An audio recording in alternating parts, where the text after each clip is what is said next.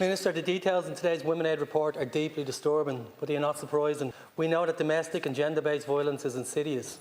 It thrives in silence, in shame and in the shadows, but it is everywhere, in every parish, every institution and every workplace. Last year, over 41,000 women contacted Women Aid.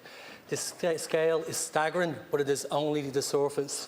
1 in 3 women will experience physical, psychological or sexual abuse by a partner or an ex-partner.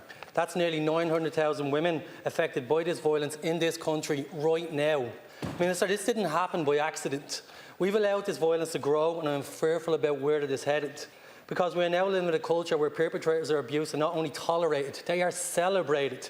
They are the President of the United States, sports stars with multi-million-euro contracts. They are influencers poisoning our young men with misogyny packaged as self-help.